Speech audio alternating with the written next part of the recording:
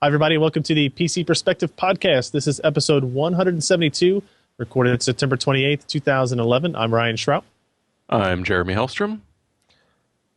I'm Josh Walrath. And I'm Al Malventano. And we are ready to take you through the next week's worth of hardware news, technology information, a lot of gaming talk this time. We're going to talk about a 1.6 terabyte SSD, which should get at least Alan excited. A lot of people excited, more than likely. Something just disappeared from my show notes, I noticed. Wasn't me. Somebody deleted something from my show notes. Now I have no idea what we're going to talk about today. Battlefield 3 beta performance testing, Core i7 2700K, all that coming up and more. But I guess let's go ahead and jump into... Alan, let's talk with you first. So OCZ Z-Drive is a brand of solid-state technology we've talked about before. Is it only aimed at the enterprise market, like the Z-Drive brand as a whole? Yeah, the Z-Drive stuff tends to all be the enterprise stuff. They have Revo Drive, which is the consumer version of the same. Okay. Or at least that's the case now, that you have the same VCA 2.0 tech going into the most recent Revo Drive 3X2 and now the Z-Drive R4, which is the one that we just took a look at. Okay, so tell us a little bit about the R4 technology. What makes it, it's a by 8 solid. It's a PCI Express based SSD. It has a by 8 interface. Does it actually use the amount of bandwidth that by 8 interface actually provides? It uses almost every ounce of it, actually, because by 8 comes out to, well, basically the short of it is the card goes 3 gigabytes per second. The rating is 2,800 megabytes per second, but we were able to hit just over 3. So that's an awful lot.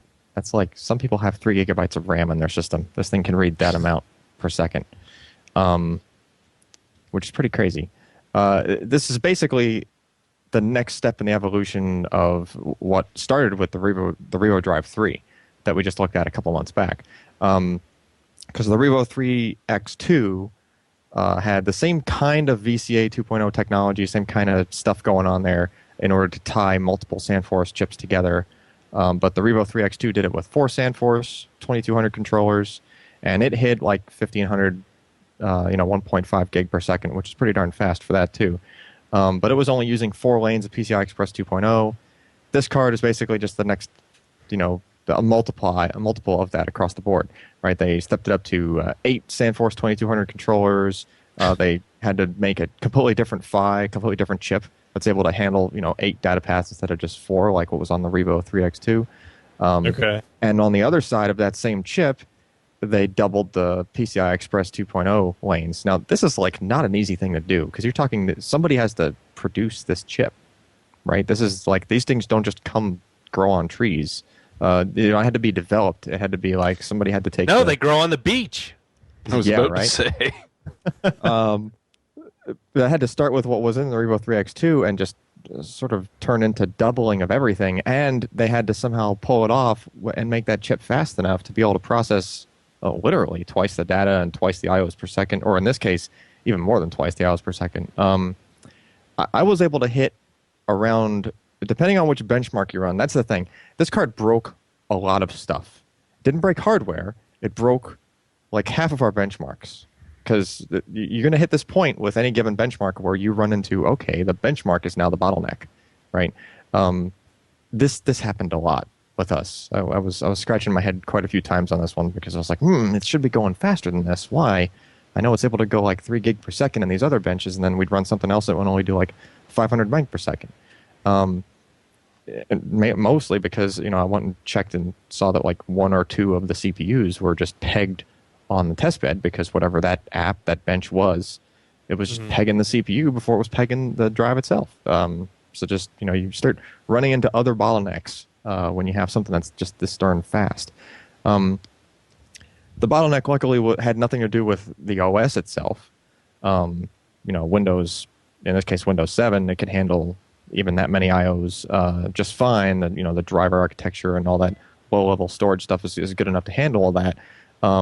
But it's just a matter of, do you have enough applications and stuff running that's going to actually be able to peg this thing and fully tax it and take advantage of the speed.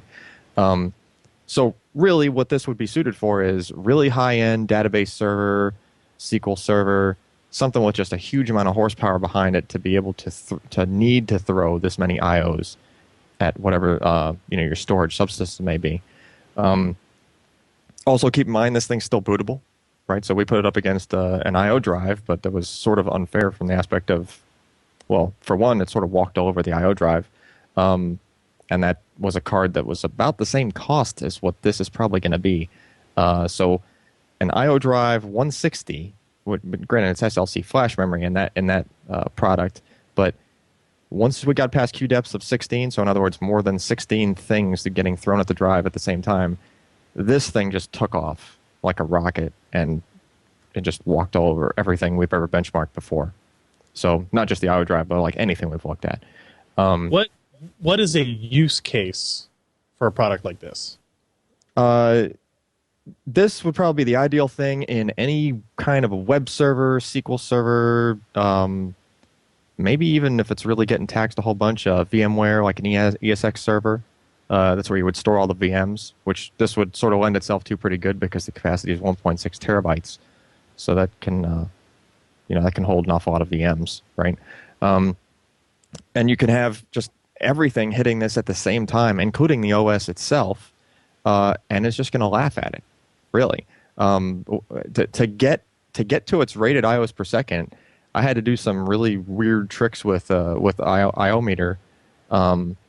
And just to have like multiple, like a simulation of multiple apps running and each app running multiple threads. And literally the only way to get the card to top speed is to hit it with 128, a Q depth of 128.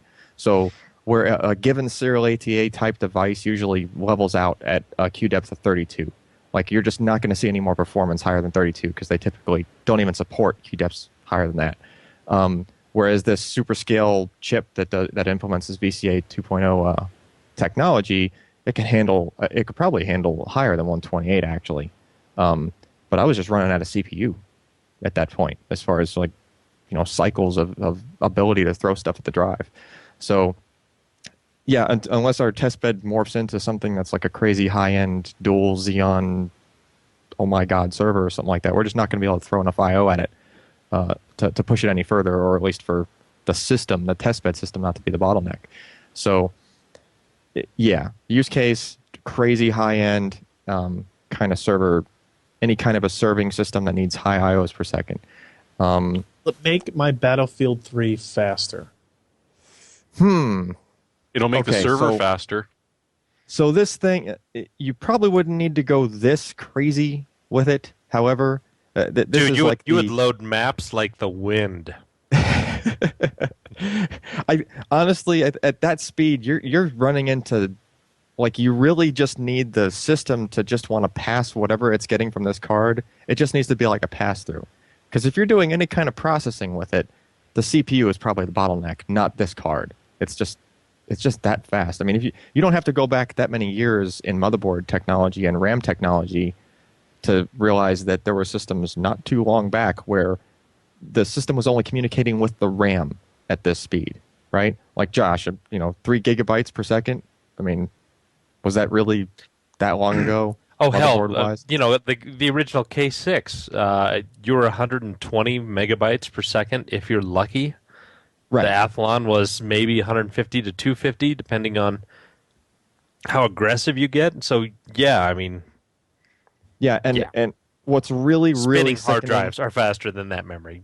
This thing is right. What's really sickening about this architecture in general, though, is that now I haven't seen this in practice, but the driver is supposed to be able to support it, or very simply be able to implement it. Scale these things with like virtual ones, because they show up to the OS as SCSI type devices. So you could scale them at like the card level. So in other words, I don't want to say RAID because that's not really what this is, but you could basically tie them together at the card level, and so they should present themselves, if you had multiple cards, as if it was like an SLI kind of thing. It shows itself up to the OS as like a single storage device. So you could go, in theory, more than just these 8 Sandforces on this card, and tie multiple cards in and just gang them together and get even higher than, with the way it seems to scale. In theory, it would just double again if you threw another one of these right next to it. Are there more inherent risks in having 8 controllers on a single card? Is it like, in a lot of ways, is it like having 8-way Death Wish raid? Okay, so this card, as tested, was in fact 8-way Death Wish raid. All right, so if any, now granted, Sandforces themselves, each individual Sandforce controller is pretty good about having like a redundancy built in. Like it actually had really high levels of ECC, that sort of thing. So if you have, say, an individual flash chip fail or parts of a flash chip fail, depending on how much is on it, it'll, in a roundabout way, it'll try to gracefully recover from that. That doesn't cover you for the VCA itself failing. Obviously, the whole hub of the entire card. If that goes, you're just not talking to anything, basically. And if any of the given Sandforce controllers, like the entire controller, just goes for some reason, you lost one of the 8 channels. However, this technology is also supposed to be able to support, and this is supposed to be in the higher version of this. We tested, I think it was the C or the Q, or it was like the C version of the card, and then there's going to be like an R version of the card, which you can tell the difference because the capacitors are installed. Like our card just had blanks where all the bank of capacitors goes to do a more graceful shutdown. If it's in the middle of writes while it shuts down, it finishes the writes, basically. That more advanced card should have an option ROM style setup where you can give it like a parity designator. So you can tell it, all right, I want 1 stripe worth of parity. So then the card should be able to sustain one entire Sandforce channel, just go away, and it'll act like the equivalent of a RAID 5. Okay. But we haven't seen that actually in practice. But the VCA is, as I understand it, the VCA is supposed to be fast enough to be able to do parity calculations on the fly at the full speed of the card. So it should be able to handle 3 gigabytes per second parity, pass through sort of thing. And I believe it's going to support not just RAID 5, but like a RAID 6 or 5+1, whatever you want to call it, where it has 2. You give up 2 controllers worth of parity, or to parity info, and then you can sustain 2 failures. Again, still doesn't cover you from the VCA itself. So the same is true with any given RAID card, though, right? If the controller itself fails on any given RAID card, you just lost the array until you change something out to replace something.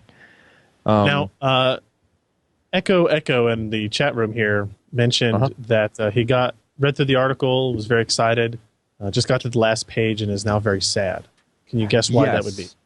And that is because the pricing. Okay, so OCZ is now, we don't know, we haven't seen them on the market yet, right? So we don't know what they're actually going to go for, that sort of thing.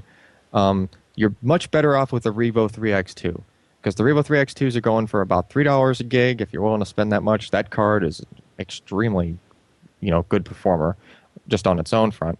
So it's almost neatly half of this, right? But these are going to go between, I think $5 and $7 a gig.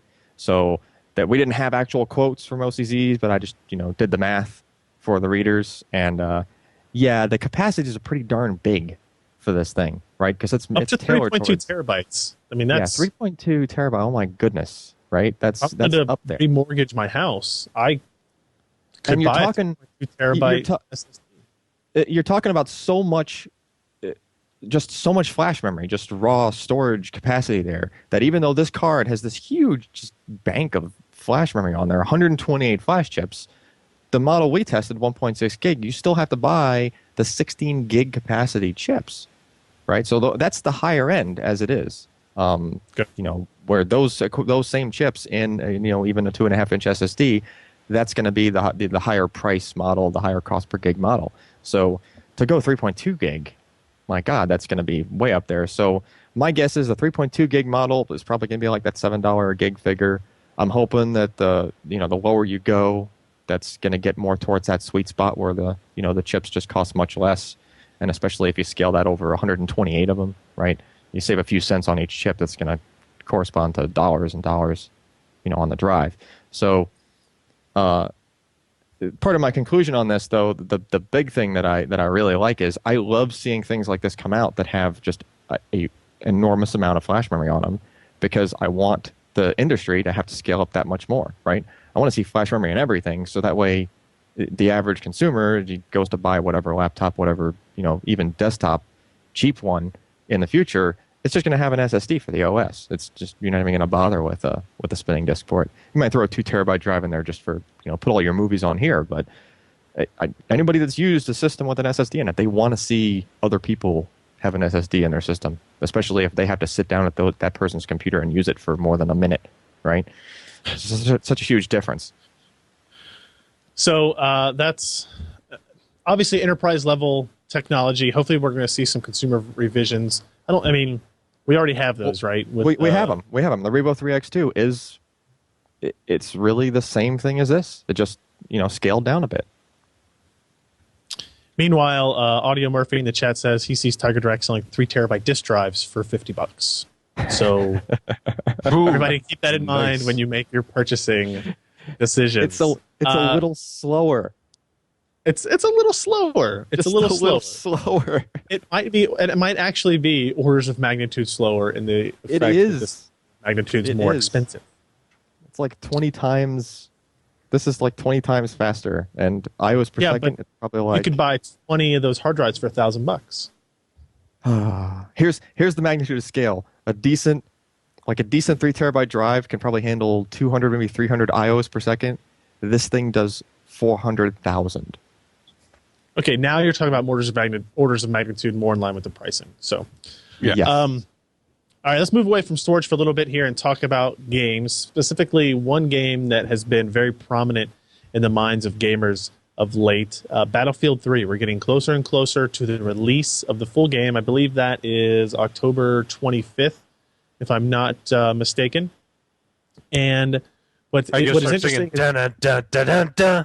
Does it have that music in there? Dun, dun, dun, I love that. No, actually, you know what? I haven't heard that music. And even in the commercials and the trailers, I haven't heard that. But the big story is the semi-public beta started yesterday. And we got access to it. Actually, if you pre-purchased the game before September 25th, you got an early access to the beta. If you bought Medal of Honor through Steam before July something or other, you got it early as well. So there's thousands and thousands of people now playing the mostly public beta, and then tomorrow, by the time this podcast is actually up and posted, you will have access to it. It's public. So here you can see one of the trailers.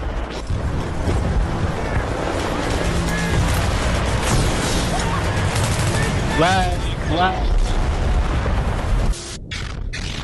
It is a lot of that.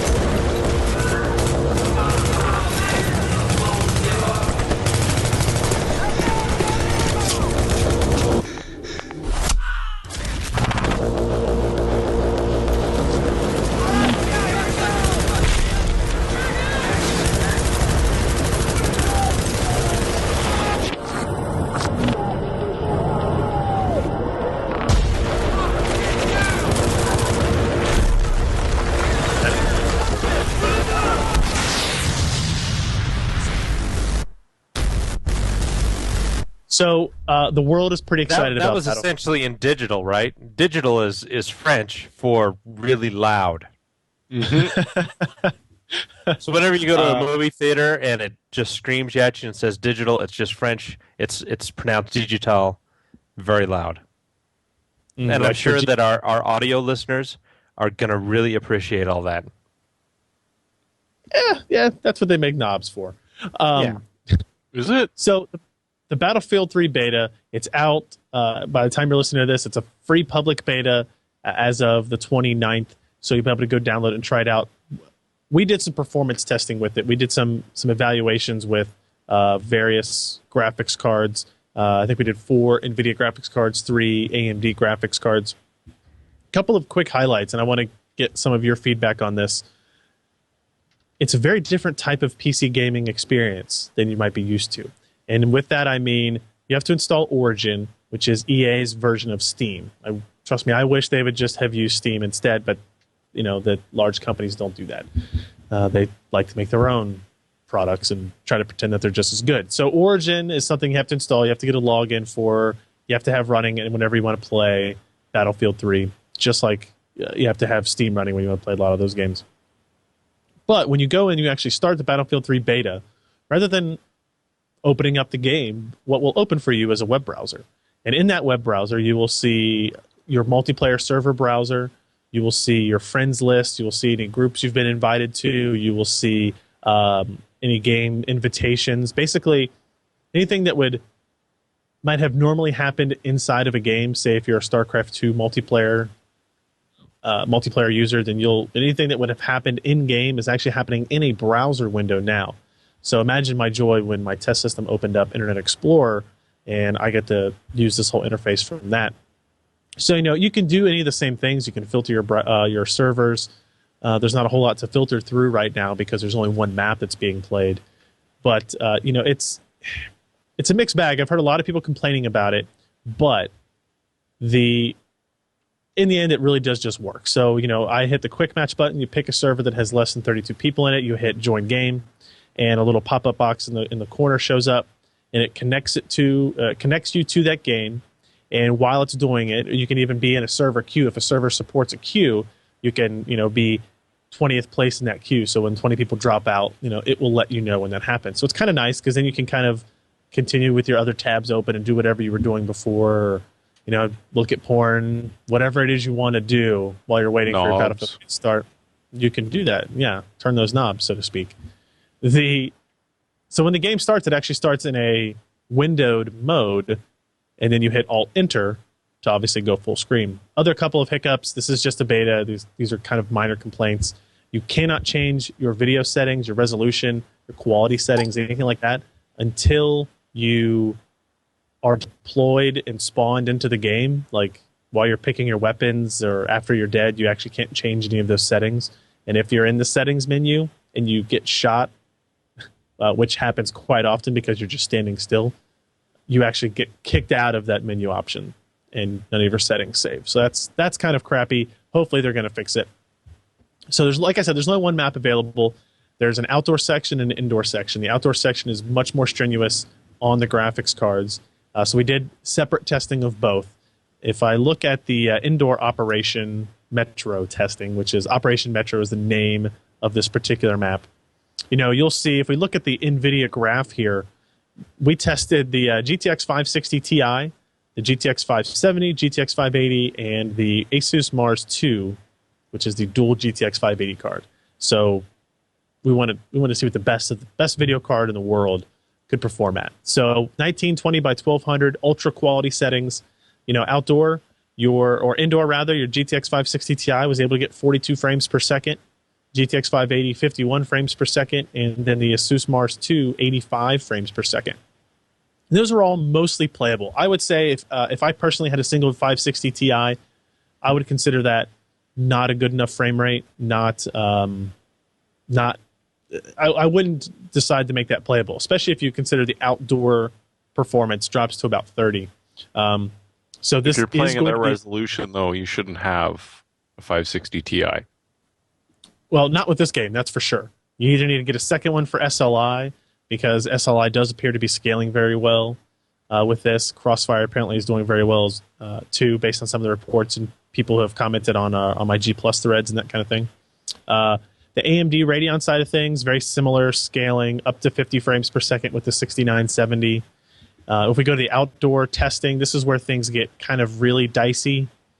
When you see the 560 Ti dropping down to 15 frames per second minimums in a lot of places, 30 frames per second average. When you're talking about a high-paced, fast, first-person shooter, you really want to aim at that 60 mark. You don't want to aim at the 30 mark. So turning down these quality settings might help. Turning down your resolution might help. Increasing your GPU horsepower is definitely going to help. So I actually just did finish some testing with this card. I don't know if Josh, anybody want to guess what this graphics card is? Isn't that cute? It's so small. Is that a Larrabee? No, it's not a Larrabee. Nice.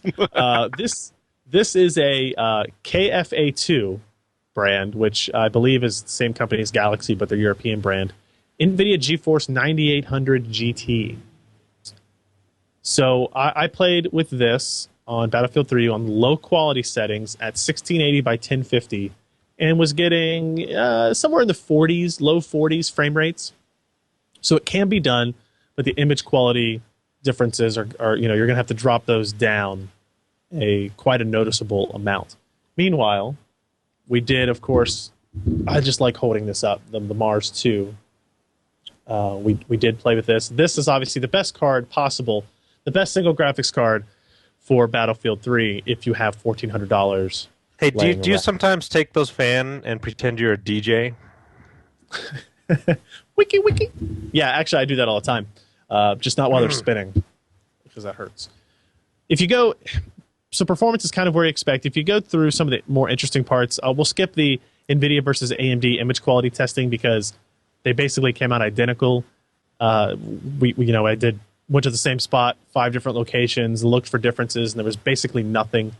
NVIDIA drivers and AMD drivers seem to be handling it the same. What's interesting to me is that if you look at the quality setting comparisons, so this is, we compared ultra to high to medium to low. And what is mostly surprising to me is still how good low looks. We did it all at 1920 by 1200. We did low, medium, high, and ultra. And before anybody maybe emails us or questions, we do know that you have to completely exit out of the game and restart it before any of the quality settings you make in the menu actually will apply, which is kind of annoying because then you have to reconnect to that server. It will probably be full, so you have to reconnect to a new server, and then go to that same location and try to match it up. So if you go to that page in our article and look at the screenshots, ultra definitely looks better than low. But if you compare ultra to high, or even high to medium, I'm guessing that you would be hard pressed to find a lot of differences without pretty careful inspection. From what I can tell, going from low to medium goes from applying no anti-aliasing to some kind of anti-aliasing.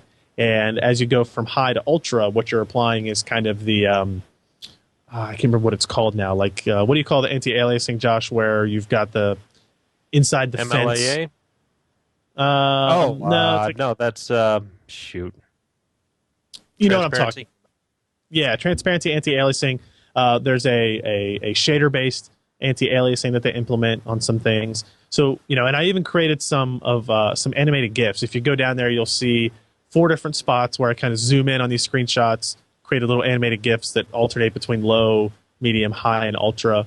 And I even tried to find spots where you could see major differences, and there weren't huge amounts of it. There were definitely things there, but I guess what I am trying to say is if you can't play on ultra settings, but it turns out you can play on high or medium, it may not be the end of the world.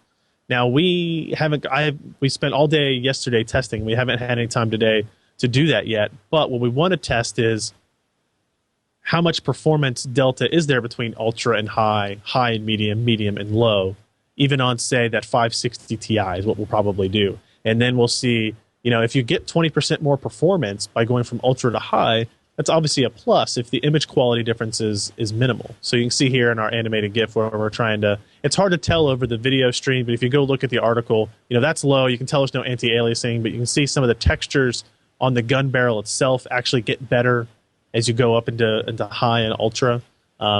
So interesting things to look at there in terms of image quality. So as it turns out, it looks like Battlefield 3 is indeed going to require some more horsepower. Maybe not as much as people thought.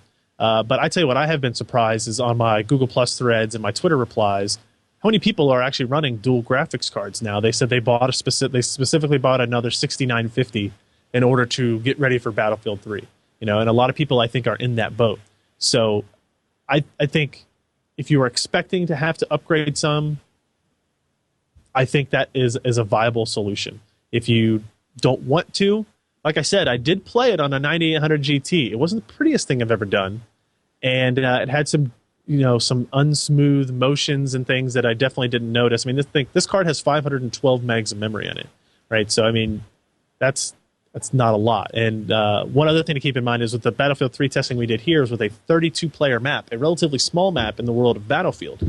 So when the new maps open up, that support 64 players and have vehicles, I imagine that the memory footprint you'll want on your graphics card will increase pretty significantly. So we'll have to see how performance is affected there too. So go check out the store. There's a lot of interesting comments and stuff going on. People talk about what hardware they have, what they've had success with playing in there. And actually, I think what we're going to try to do sometime tomorrow, either before Twitch or after Twitch, we might try to do some interesting kind of Battlefield 3 live stream stuff where we get you guys to call in on Skype. Maybe we can get if everybody friends me on Origin, we can start up groups and kind of hop around from server to server and play around and see if anybody wants to do that.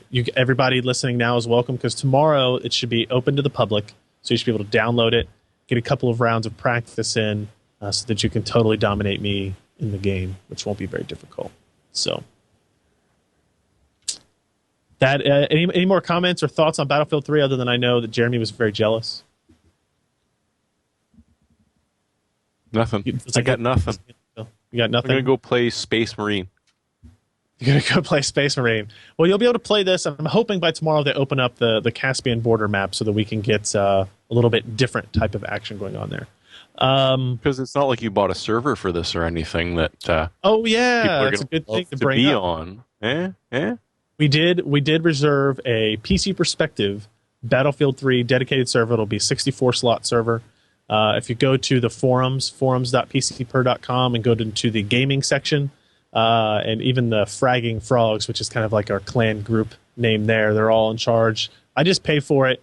They're in charge of setting it all up when the game comes out next month, less than 30 days away. We'll have this set up, and I imagine there will be some...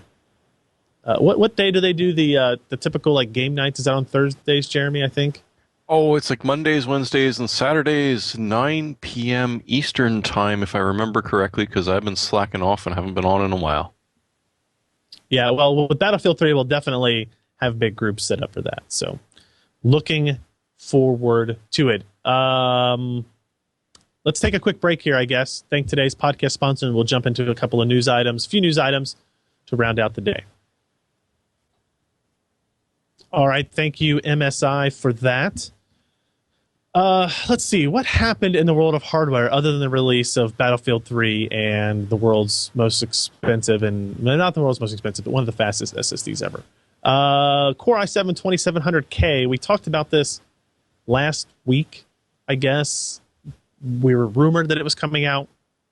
Now we've seen leaks on price sheets, and what's a little bit maybe unfortunate is that we were hoping that the 2600K would kind of come down in price, and the 2700K would fill in that existing price area. That apparently is not the case. The 2700K is going to retail for about $350, so not too much more than the 2600K actually, which is about $317. So there is at least a modest upgrade to the Sandy Bridge 1155 platform coming before the world of Ivy Bridge. So be on the lookout for that if you need a higher clocked processor. Not much more to that. So who volunteered here to talk about where this is something I don't know how much interest there is in our audience, either on the podcast or on the website. This is something a partner of ours kind of brought to our attention, that there was some patent trolling for numbers that I won't bother enumerating here. But basically, any system that has PCI Express in it that can switch. Say that again? That can switch. That's all it has to be able to do for it to fall under this patent? It's a ridiculously vague patent, but it is essentially a patent. So they are allowed to claim that, hey, you are infringing upon, our ability to be able to make a decision on the PCI Express bus about whether it's going to grab more or not, and kick a little bit of data out of the buffer to drop down so it's using a few less ports, and so therefore a few less addresses. Problem is, this is a company which has done this twice before. In fact, apparently as like a different name. Because the company that did it twice before doesn't actually exist anymore. It only exists on jury sheets because they're trying to challenge the original decision, which essentially told them Not on your life. It's not going to happen. Mostly because they're not going after the people that made the motherboards, that made the graphics cards. They're going after systems assemblers. So they're Which is going kind after of the weird, companies. right? So they've got a PCI Express patent of some kind, rather than sue, maybe you sue Intel for integrating PCI Express into their processors. Maybe you sue NVIDIA AMD for using on chipsets. Optimus. Right, something like that. But they're suing Alienware, Dell, Samsung, anybody that actually builds systems, small system builders too. Think of, CyberPower, Puget Systems, those guys. They're suing them with the sole purpose of getting $20,000, $30,000, $40,000 licensing fee from them once and going away. I mean, if you're a mom and pop system builder, they have the capability to come after you, and they've done it before. I don't know. It was interesting. There's a news post on there if you have any kind of interest in that political side of the hardware business. It really sucks to see this type of stuff happen, and hopefully somebody a little bit smarter will be in the courtroom this time to decide that. I don't know. Well, no, it went against them before, so now they're challenging. Oh, okay. They're trying to bring it up again, and the company that's bringing it up again doesn't actually legally exist anymore, except on the sheets of legal documents. Nice. Yeah. Okay. Classy. Well, let's talk about a product that actually uses PCI Express, the Zotac A75 ITX. Josh, did you take a look at this release or what this product is? Is this seems almost like a perfect product for the AMD Llano processor. Yeah, it kind of is. Zotac sent out a little release. I haven't actually seen the actual physical motherboard yet, but they told us all about it. It's very exciting. It's mini ITX. Mini ITX. And so that means it's very, very small. And I'm not going to go any further than that about size. But anyhow, it uses the A75 chipset, which has the 4 native SATA USB 3.0 ports, 6 SATA 6 ports, all the bells and whistles. It's got Wi-Fi on there, and it's very small, very compact. It's not priced too terribly bad. But you're going to put this in, a very small case as a set-top box, as an HTPC. It's got more than enough horsepower with, one of the quad-core Llanos. It's going to do fantastic with. It's got some decent expandability. I think it even has a single 16x PCIe, PEG slot. Yep. So you can put a full-sized video card in there if you so desire. So, yeah, it's a fully functional, well-rounded ITX motherboard. And have I mentioned it's small? You did. You keep bringing up that word. It's almost like you feel a little guilty. I'm covering it for something. It might be a little small, but it's got 2 tails hanging off of it. That makes it special. You could use this motherboard to build really small form factor, like little gaming PCs. It's not going to do super gaming. I don't know. We'll be curious to see what it does for Battlefield 3. I don't think Llano processors are really going to be much better than, say, the 9800 GT card we were talking about before. But it could offer some options there. It supports up to 8 USB 3.0 ports. It looks like it's got a riser or header port on there as well. So that's actually pretty. In Bluetooth 3.0, 802.11n, 8-channel audio. It says it's Dolby True HD. Yes. The one thing that sort of stuck out for me was that it's got Blu-ray acceleration, which I thought was an NVIDIA thing. I didn't think AMD was really claiming Blu-ray acceleration. Oh, yeah. They were just saying, hey, we're going to do it. Has Blu-ray acceleration. Oh, okay. Yeah. It's DVI, HDMI, and VGA outputs. Yeah, 1 full by 16. Dual gigabit Ethernet. So this mini ITX board has dual gigabit Ethernet. You can make this your router if you wanted to. Pretty nice. I mean, we've had some experience building mini ITX systems here at the office recently, and other than working in small cases is sometimes a real pain in the ass, it's creates pretty interesting little project capabilities. Another Zotac announcement, Jeremy, I think you posted this about the expanding value lineup. This is every time we get a question about, hey, what's the best PCI graphics card I can get? Is this a new option for that? The absolute like best, fastest thing you could ever get, not in your life. On the other hand, if you still have a PCI slot kicking around, this brand new GT 520 will do you wonders. They also come in a PCI Express 1X version, but there are still a lot of low cost computers that are coming out. Only have a PCI slot. They haven't even put in the PCI Express, which, frankly, isn't a bad thing, because if you're looking at a business computer and you want to be able to get a little bit of support for the newer technologies that are coming in, and you don't want to sort of be stuck on, Sandy Bridge at the best, or, heaven forbid, an Intel IGP from the Core 2 days, it's actually not a bad idea. And frankly, the thing that gets me about this is DVI, HDMI, and VGA out, which, to be honest, is significantly better than having D-sub and DisplayPort. Because DisplayPort monitors, hard to find, and when you find them, Still sort of a little bit expensive, so you're stuck with D-sub. You really, really want to be on SVGA still?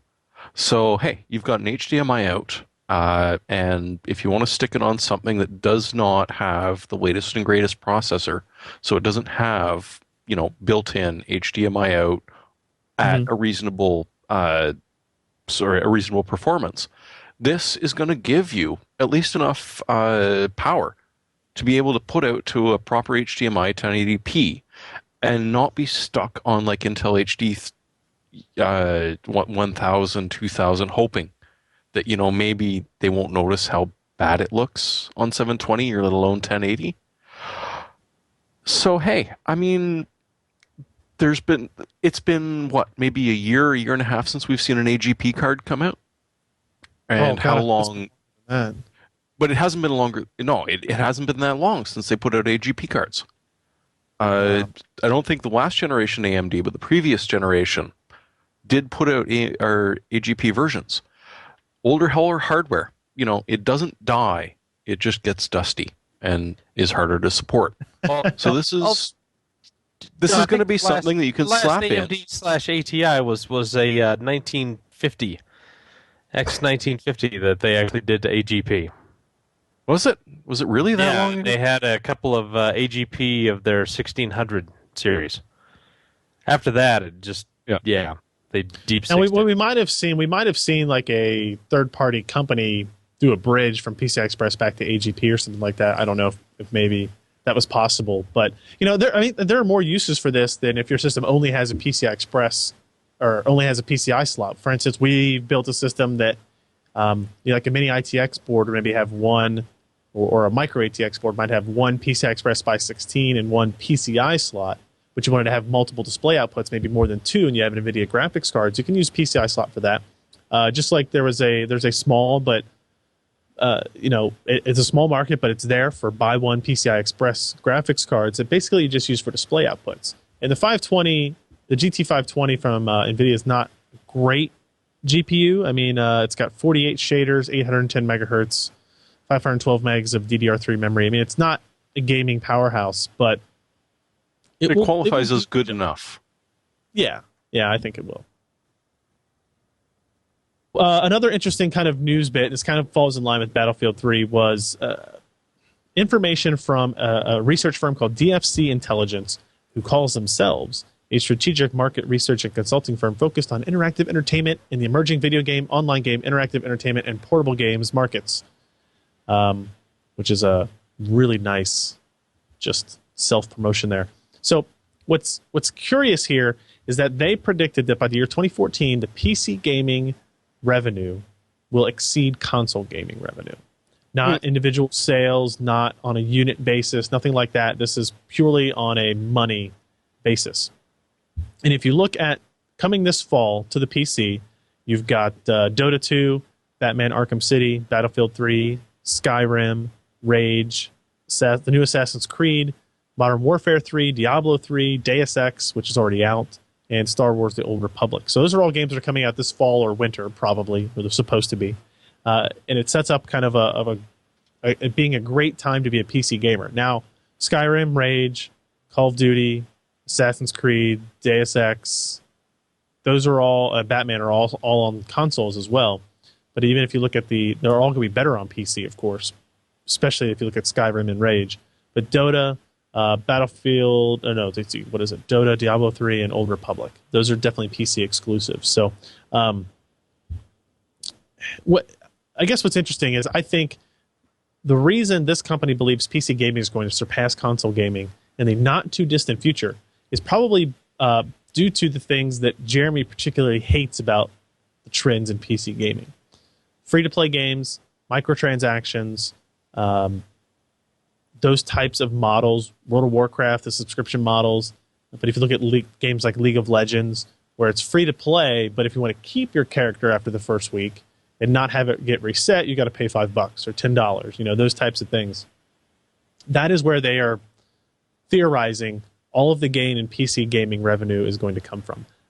What, extortion? And see, I know that's how a lot of people feel about it, but you didn't pay anything for League of Legends up front, right? Just like you don't pay anything to play World of Warcraft today. You can start for free and get to the first 60 levels and all that kind of stuff for free. 20 levels. Yeah, I'm sorry, 20 levels of World of Warcraft for free. That's a big benefit. Maybe all I wanted to get was the 20 levels, and I get all I want out of World of Warcraft, and I'm done, right? And I didn't have to pay anything for that experience.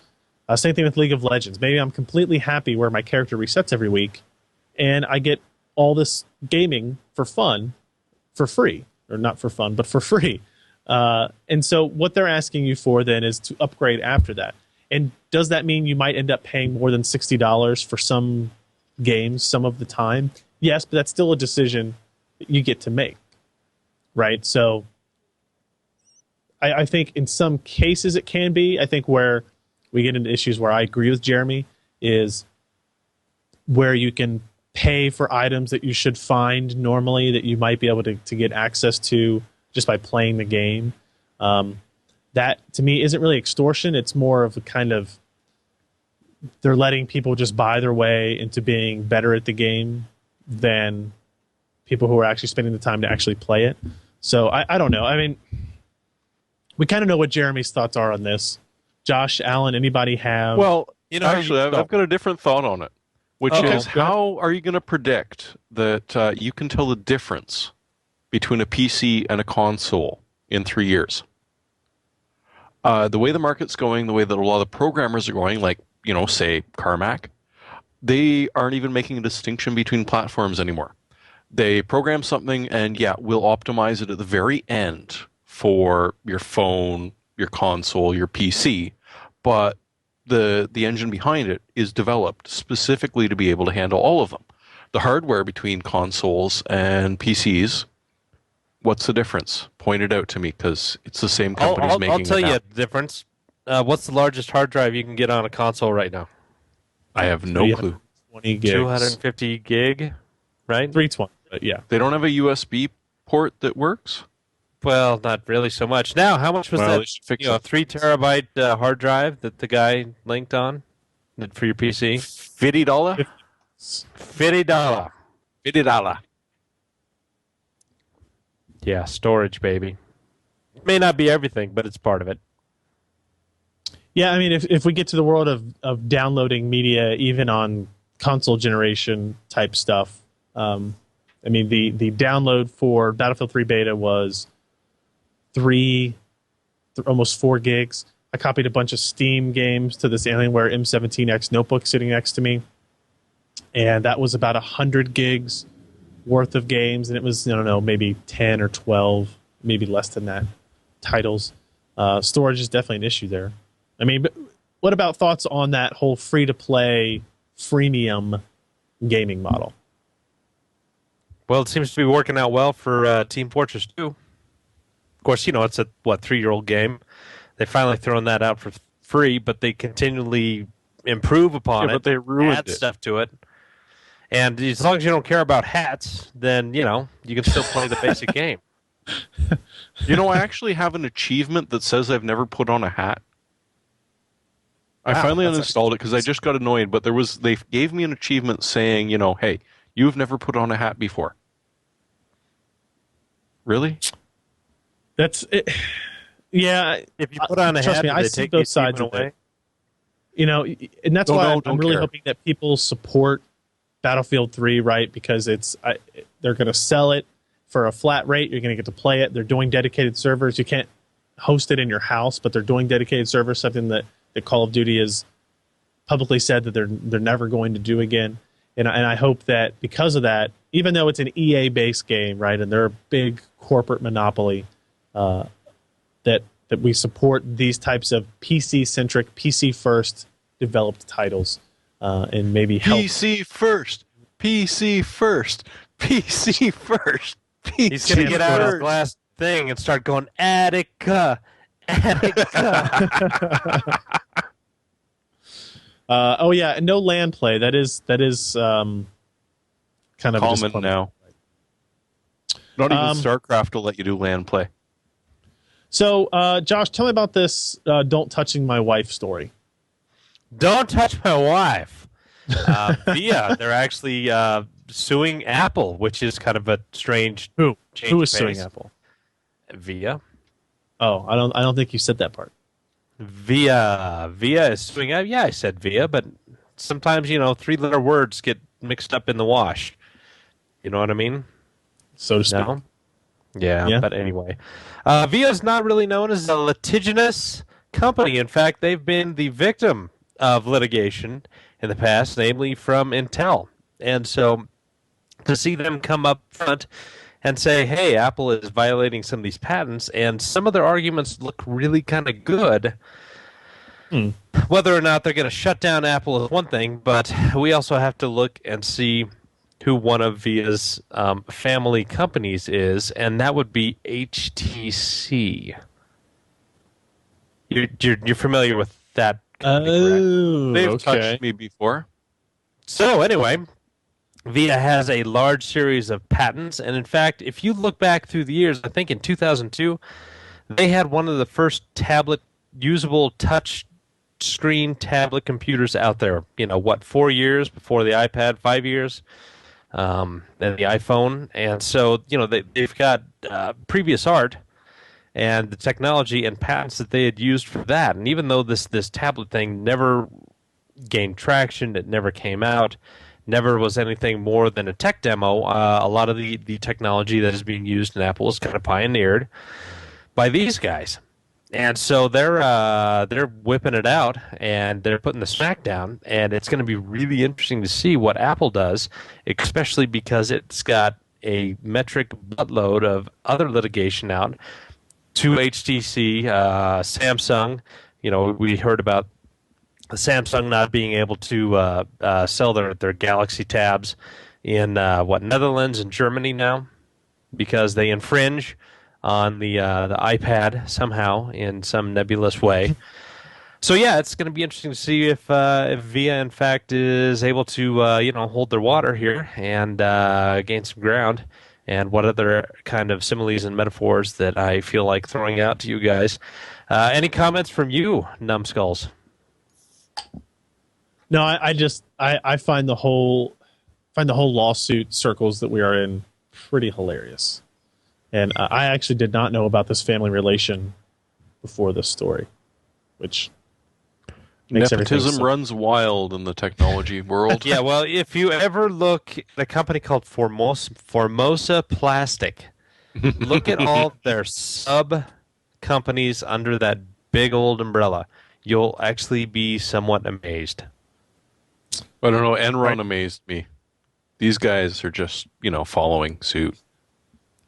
Did we have Alan she's very- on the call still? Did we bring We our do. Alan? Did we bring Alan back? Aaron, Yes. Yeah. Oh, there he is. There he is. Alan, do you know what a Spectrum is? FET RAM, Ryan. Sure, you can call it that if you want. I like Okay, Spectrum. so it's okay. So this stuff isn't going to come out anytime soon. Just to preface this entire thing, but there are other What? types of experimental RAM out there. There is what was previously FE RAM without the T in it. Did they ever make Um, FU?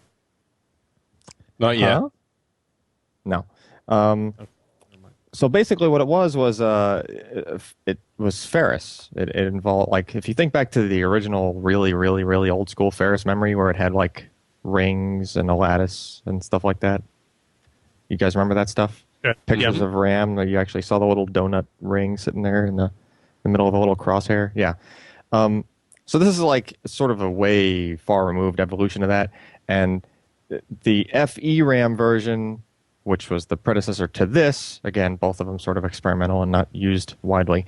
FE RAM sort of did that. It used the ferroelectric polymer to basically it stored a capacitance, and then the FE RAM version had a big Achilles heel to it, which was that when you went to read it, you depleted the charge of the capacitor in order to read it. So basically, you read it and it was empty. And you had to like write back to it again. So its application's kind of like really limited. However, FET, they add a transistor in with each cell, or quote unquote cell, if you want to call it for this. It's not really a cell. But for each bit, they're adding a transistor that enables you to do the reads without wiping it. So just take it for what it's worth. This is just one of those other types of... What's the benefit of this? I mean, like, so what does this get us? Better capacities, higher speeds, in the Longer long life run. and power reduce. Yeah, that's one thing. It's supposed to use very little power, so you could. And again, I don't have like apples to apples to compare this against flash memory, current flash memory, but this should, in theory, be able to write much cheaper as far as power consumption costs when you're trying to write to it. So, but then again, to actually produce it, you got to realize this is like, each cell for this is still sort of complicated. You're trying to add ferrous material into the mix with this, and then actually as part of the die, right? So this is not an easy thing to make compared to current flash memory technology. Current flash tech, they just make it just like they make the rest of the die, right? Just regular process tech. So this would require some extra tricks, and they even mentioned like nanowires and stuff as part of the technology as well. So you're talking like nanowires integrated with each bit stored. Yeah, it's up there, complication wise. So I don't know. How do you rate it against phase change memory? I think the other. Change, yeah, the phase change stuff is much more. It just had much more progress than this so far. What was it? Mnemonics did the phase change stuff, and then Micron bought them. I don't know if you guys knew that part. Micron scooped them up. So at least I'm pretty sure Intel's it was Micron. in there too. Yeah, and Intel is part of that. Yep, it was in fact Micron that bought them. So and they have like a prototype.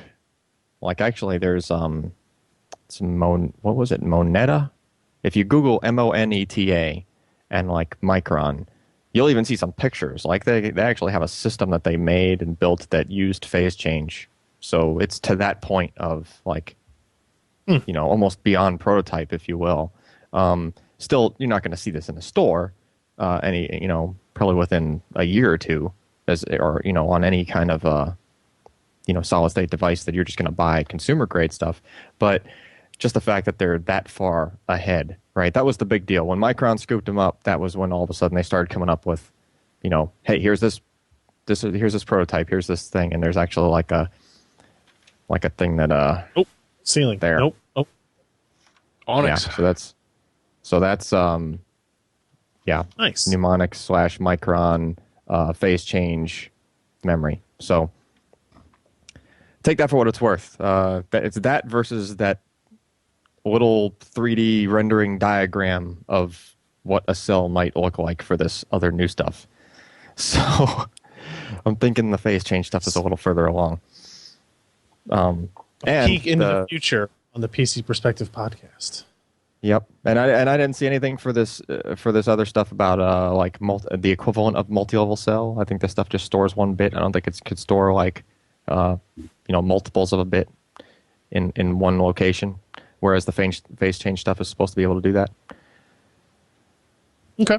So there you go. Well, that's going to wrap up our news for the week. We are going to finish up with hardware software picks of the week. I want everybody. My pick of the week is for everybody to download and try the Battlefield 3 beta starting Thursday, September 29th. So by the time, if you're listening to this live, you have to wait till the morning, more than likely. If you have downloaded this, it's probably available. Go to origin.com/about, download Origin, and then, I don't know, figure out how you get a free public beta key. I believe it only runs until like October 10th or something like that, and then it will shut down for a couple of weeks before the game release. That's kind of how these betas usually work. But sign up for it. And then keep checking back on the PC, excuse me, the PC Perspective website, or if you follow me on Twitter or on Google Plus, we're going to post and maybe try to do some interesting kind of live gaming sessions with our readers and fans and that kind of stuff tomorrow and further into the future in preparation for us having our 64-slot PC Perspective dedicated Battlefield 3 server. Sweet. Yep, there it is, September 29th. There'll be down. So what's the URL of that site that we were looking at there? Is that battlefield3.com? Maybe, probably. Close enough. Google Battlefield 3. You'll see the Join the Battlefield 3 beta Paris multiplayer gameplay video, as well as some download buttons that will be active at some point. They don't really say for sure. So that is my pick. Jeremy, what do you have on your list? Well, I was snooping around trying to update the hardware leaderboard and stumbled upon something from Zotac, which is just incredible. It's an old school GTX 560. Okay, you know, a much maligned Fermi chip, but this thing is sitting at 100 megahertz above clock speed, 950 megahertz.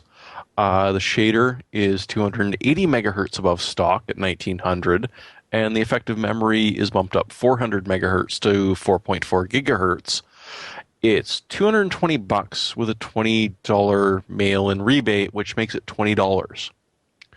Now, the main argument against this thing, and it is ungodly fast, is it's got 1 gigabyte of RAM on it.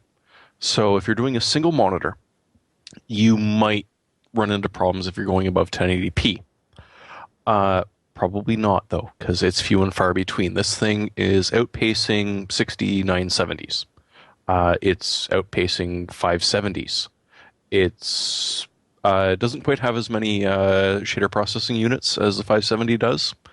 We're familiar with the 560. But it sort of makes up for it. And as far as frame buffer goes, if you're doing a single monitor, 1 gigabyte, there's the odd time where you're cranking out everything at max on a 30-inch monitor at 2560 that, yeah, okay, you actually could use the 2 gigabytes. On the other hand, you pay $400. Now you have two of them. You got 2 gigabytes. Welcome to the wonderful world of multiple monitor gaming with no problems whatsoever. You want to pay for 6950 and flash it to a 6970, you might pay just a little bit less than this. It's still going to be faster. $199 after rebate, and you get a copy of Batman Arkham City. Hey, if you haven't got it yet, it's not out yet. Nobody's gotten it yet.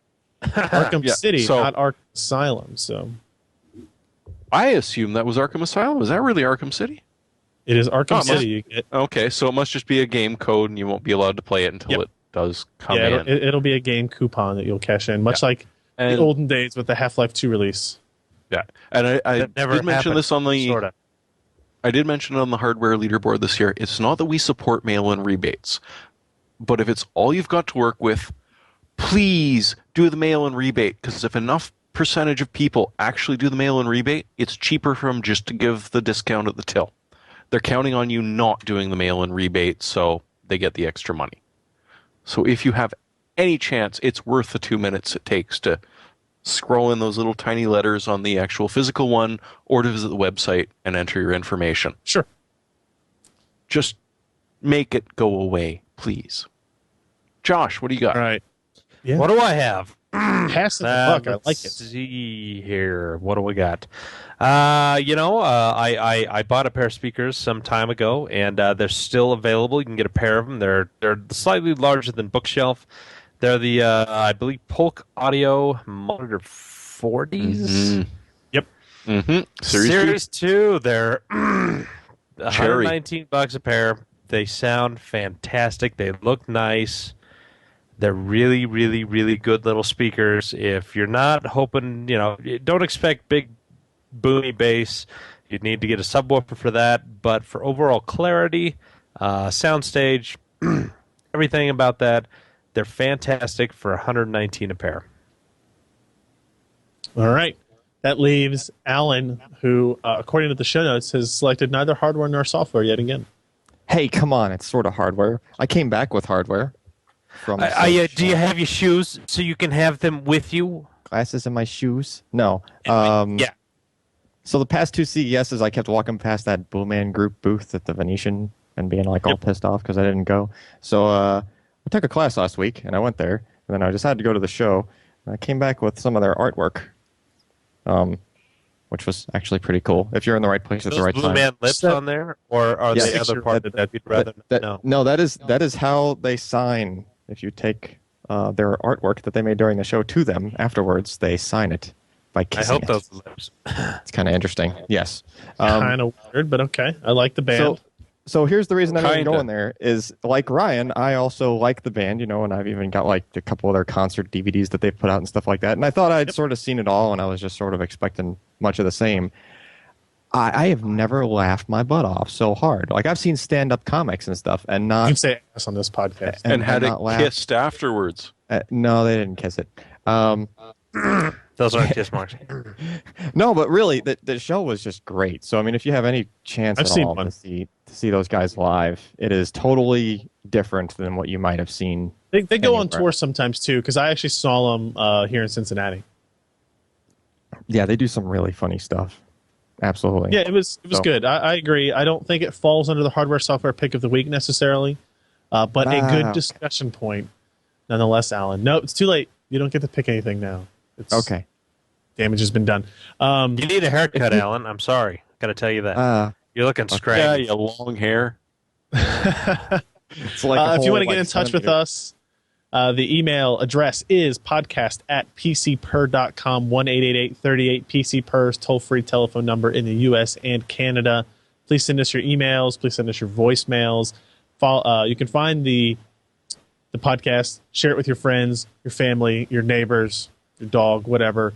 PCPer.com/podcast is the URL for that, where they can find all of our episodes when they go up. And like I mentioned earlier, if you want to follow us on Twitter, that's where you can get the most up-to-date information on our articles, on our stories, those types of things. How about Twitter.com/ Google Plus? Google Plus? Do you got a Google Plus address now? They don't really Everyone's lost. have. If you go to Google Plus and search Ryan Shrout, you will find me. But Twitter.com/Ryan Shrout works. Twitter.com/PC also works. G+.2. Yeah, but I have to sign up for that, and that's dumb. Oh. It's not an automatic thing.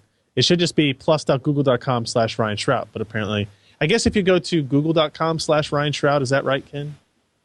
Users, maybe google.com/users Ryan Shrout. I don't know. I have a profile on there that it links to.